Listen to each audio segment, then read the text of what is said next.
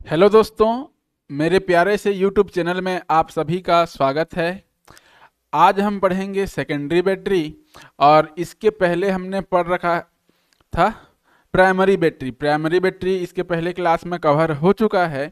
यदि अभी तक आपने प्राइमरी बैटरी के बारे में नहीं पढ़ा है, नहीं जाना है, तो इसके मेरे पहले वाला वीडियो देखिए, उसके बाद जो है सेकेंडरी बैटरी में आइएगा। तो प्राइमरी बैटरी में मुख्यतः आज हम लोग पढ़ेंगे लेड स्टोरेज बैटरी और निकल कैडमियम बैटरी। दो बैटरी के बारे में हम यहाँ पढ़ेंगे। तो लेड स्टोरेज बैटरी को मैंने यहाँ पर थ्योरी के रूप में कवर किया हुआ है और निकल कैडमियम बैटरी को मैंने यहाँ पर मल्टीपल चॉइस क्वेश्चन के रूप में कवर किया हुआ है। तो चलिए वन बाय वन जो है हम लोग देखते हैं। तो सबसे पहले हमारे पास आता है सेकेंडरी बैटरी। तो सबसे पहला सवाल उठता है कि ये सेकेंडरी बैटरी होता क्या है। तो देख लीजिए यहाँ पर सेकेंडरी बैटरी होता क्या है। A secondary battery, also called as rechargeable battery, is a type of battery that can be discharged and recharged multiple times by reversing the chemical reaction using an external electrical energy। Clear है दोस्तों? जिसका हम दोबारा इस्तेमाल कर सकते हैं उसे हम सेकेंडरी बैटरी कहते हैं और इसका बेस्ट एग्जाम्पल है लेड स्टोरेज बैटरी। ठीक है, और लेड स्टोरेज बैटरी जो है आजकल हर जगह जो है यूज हो रहा है। तो इसका इस्तेमाल जो है स्मार्टफोन्स में, लैपटॉप्स में, इलेक्ट्रिकल व्हीकल्स में और इन्वर्टर में लेड स्टोरेज बैटरी का प्रयोग किया जाता है। और इसका की फीचर्स क्या है? Can be reused many times, कई बार इसका बार बार इस्तेमाल किया जा सकता है। केमिकल रिएक्शन इज रिवर्सिबल, ठीक है, दोनों दिशाओं में यहाँ पे केमिकल रिएक्शन पॉसिबल है। और used in device like smartphones, laptops, electrical vehicles and inverters. तो ये तो हुआ सेकेंडरी बैटरी का डेफिनेशन और इसके की फीचर्स। अब इसका स्ट्रक्चर देख लेते हैं कि लेड स्टोरेज बैटरी का स्ट्रक्चर कैसे होता है। जब आप एनसीईआरटी बुक खोल के देखेंगे तो ये वाला स्ट्रक्चर हमें दिखाई देता है एनसीईआरटी बुक में। अब यहाँ पर देखिए, यहाँ पे स्पष्ट रूप से इस डायग्राम में आपको दिखाई देता होगा, इस वाले डायग्राम में, कि जो एनोड होता है, एनोड जो है लेड प्लेट्स होता है। एनोड क्या होता है हमारा? लेड का प्लेट्स जो है एनोड होता है। और कैथोड कौन सा होता है? PbO2। ठीक है, PbO2 जो है हमारा कैथोड की तरह है। और कैथोड में कौन सा केमिकल रिएक्शन होता है?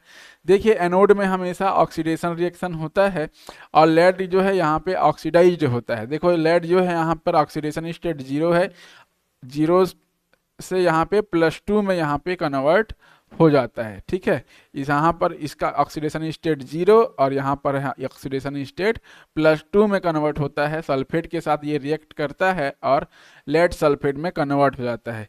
क्योंकि यहाँ पे डायल्यूट H2SO4 का उपयोग होता है, जनरली जो होता है 38%।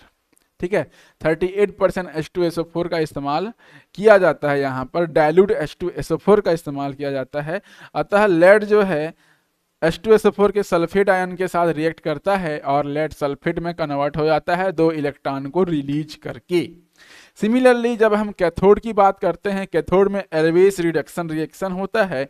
और देखिए यहाँ पर लेड डाइऑक्साइड, यहाँ पर ऑक्सीडेशन स्टेट देखोगे तो +4 और यहाँ पर ऑक्सीडेशन स्टेट देखोगे तो यहाँ पर है +2। तो +4 से यहाँ पर किस में कन्वर्ट हो जाता है? +2 में कन्वर्ट हो जाता है कैथोड में। तो यहाँ पे रिडक्शन रिएक्शन यहाँ पे होता है। तो एनोड में ऑक्सीडेशन रिएक्शन और कैथोड में रिडक्शन रिएक्शन। एनोड में लेड जो है लेड सल्फेट का फॉर्मेशन करता है और कैथोड में जो है PbO2 जो है लेड सल्फेट का फॉर्मेशन करता है। +4 से +2 ऑक्सीडेशन स्टेट में आ जाता है।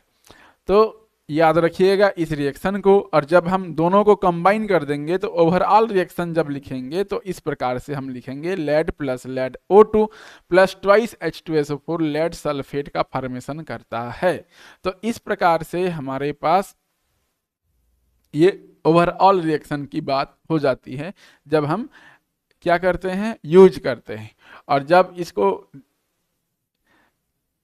रिचार्ज करते हैं, जब यूज करने के बाद जो है यहाँ पर एनर्जी खत्म हो जाती है, जब हम इसका रिचार्ज करते हैं तो ये रिएक्शन जस्ट अपोजिट हो जाता है, रिवर्स रिएक्शन यहाँ पे होता है।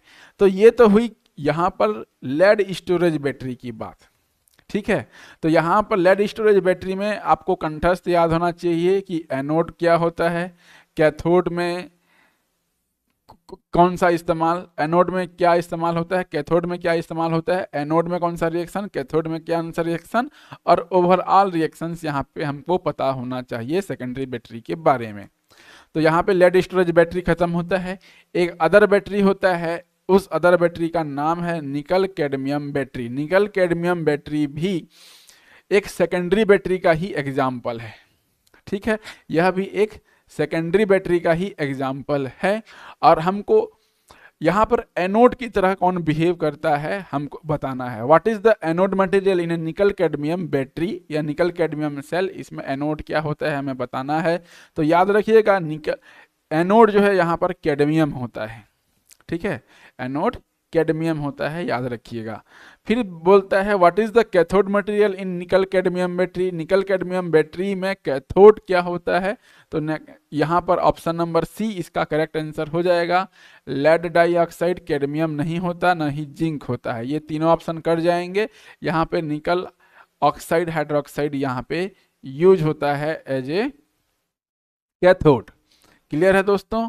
फिर देखिए which electrolyte is used in a nickel cadmium cell, कौन सा इलेक्ट्रोलाइट यूज होता है। ऑप्शन नंबर ए है sulphuric acid, option number B potassium hydroxide, option number C sodium chloride, या option number D hydrochloric acid.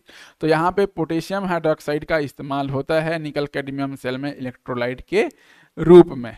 Clear है दोस्तों निकल cadmium cell. तो निकल कैडमियम सेल में भी एनोड याद रखिएगा, कैथोड कौन सा मटेरियल होता है याद रखिएगा, और इलेक्ट्रोलाइट कौन सा यूज होता है ये भी याद रखिएगा। अब बात पड़ गई निकल कैडमियम सेल में कौन सा रिएक्शन होता है। तो ये देखिए what is the overall reaction during discharge of a nickel cadmium cell. तो यहाँ पर याद रखिएगा निकल कैडमियम सेल में कौन सा रिएक्शन होता है, यहाँ पे ऑप्शन नंबर ए करेक्ट हो जाएगा। कैडमियम जो होता है कैडमियम हाइड्रोक्साइड में कन्वर्ट होता है, और यहाँ पे निकल ऑक्साइड हाइड्रोक्साइड यहाँ पे निकल हाइड्रोक्साइड में कन्वर्ट होता है। ये हमारा ओवरऑल रिएक्शन होता है। और ये option number B, option number C, option number D यहाँ पे तो होगा नहीं। तो ये हो गया निकल कैडमियम बैटरी के बारे में, साथ ही साथ लेड स्टोरेज बैटरी के बारे में। तो ये सारी चीज़ें आप याद रखिएगा दोस्तों। आज के लिए बस इतना ही दोस्तों। यदि यह वीडियो आपको पसंद आया होगा तो लाइक कीजिए, सब्सक्राइब कर दीजिए तथा शेयर कर दीजिए। तो आज के लिए बस इतना ही दोस्तों। Thank you.